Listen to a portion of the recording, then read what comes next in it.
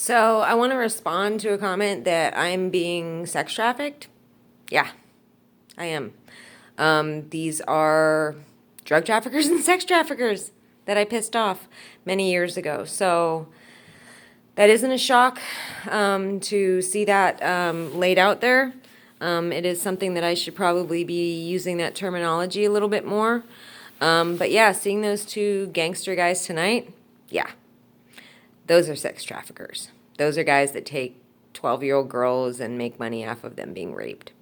So, yeah, I am being sex trafficked in a $5,000 a month home in Sherman Oaks, surrounded by people in $1 million homes with their consent and or participation in raping, sodomizing, and torturing my body.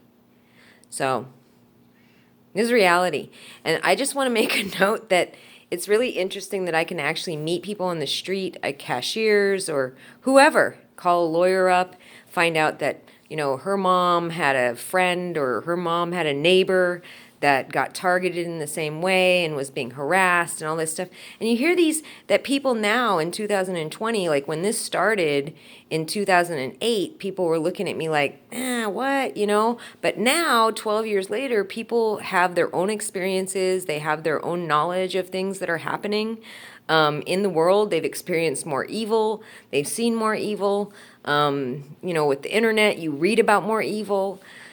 And it's just weird that when I talk to a sex detective at the Van Nuys police station in Los Angeles, which would be a pretty big hub for these type of activities, that they have no idea that what I'm saying is so insane and that it's so unlikely to ever happen and that these things never, and that I'm insane and that this, it's like, are you kidding me?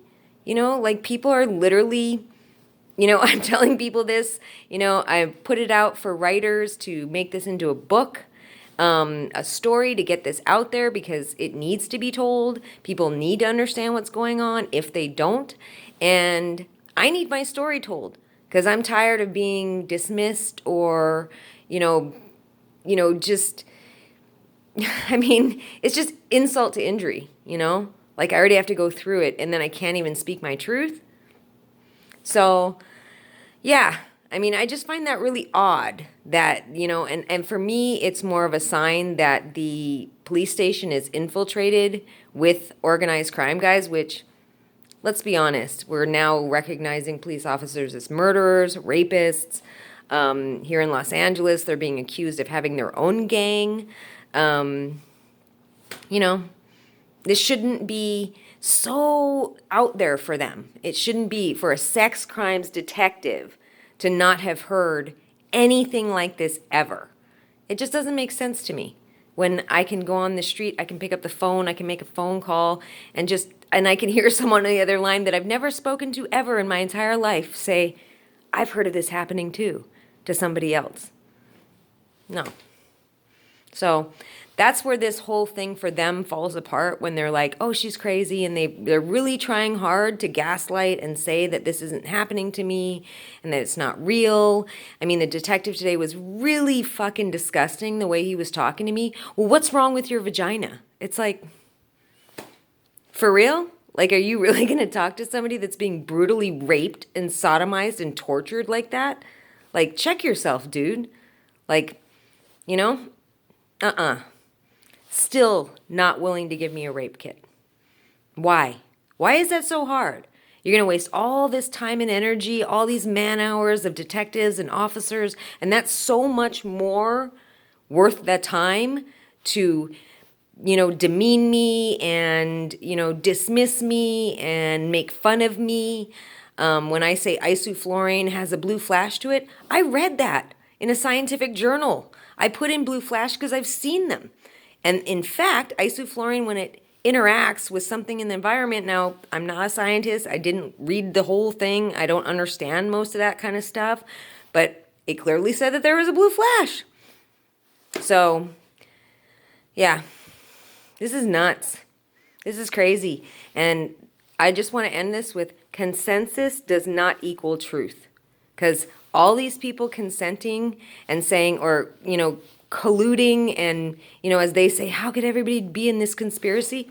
Don't ask me. They're all psychopaths.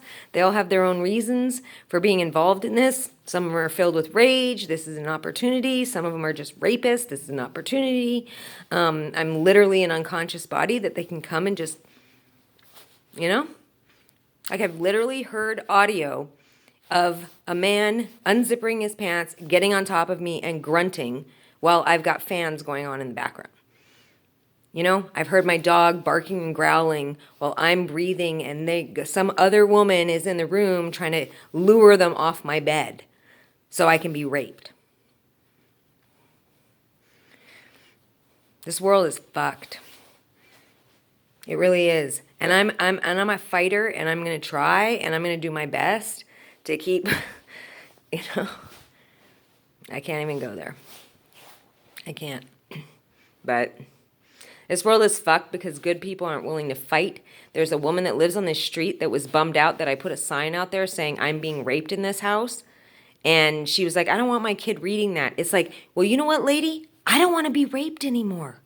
So if you don't want to have your kid reading it, then maybe you should call the police and tell them that there's rapists in your neighborhood and you want them gone, because it's actually more important that you get rid of the people who are rapists in your neighborhood than my sign.